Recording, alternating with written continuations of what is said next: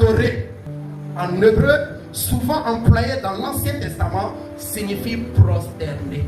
Je parle de l'Ancien Testament. En hébreu, adorer veut dire prosterner. Prenons la vie de ceux qui ont adoré Dieu dans l'Ancien Testament.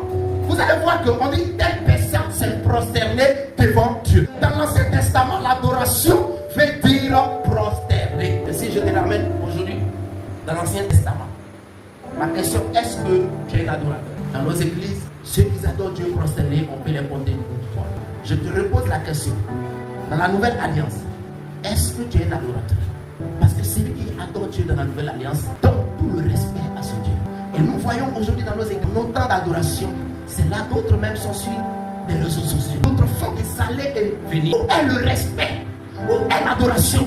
On chante en pensant que nous adorons Dieu. Non, je suis venu te dire que adorer Dieu désigne un acte de respect à l'égard de ton Dieu.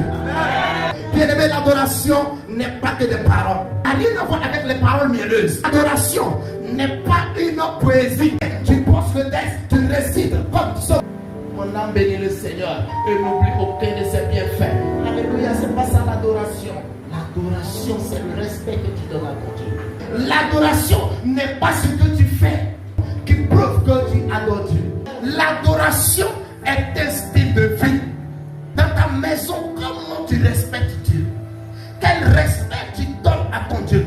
Au travail, à l'école, ta manière de t'habiller, dois respecter Dieu. Ta manière de t'habiller, dois adorer Dieu. Aussi, certaines fois arrivé, tu passes des jours même dans la présence de Dieu. Tu ne vois pas le temps passer parce que ton cœur poursuit Dieu. Alléluia.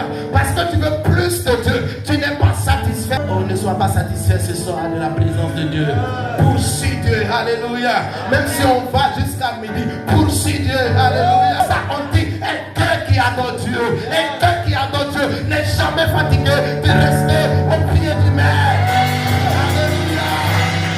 Jésus, c'est un cœur qui a soif de Dieu. C'est un cœur qui a faim de Dieu. C'est un cœur qui veut gagner des âmes à Dieu. Ça me fait mal. Des païens et des chrétiens sont assis. Ils ne parlent que du football. Ils ne parlent que de la politique.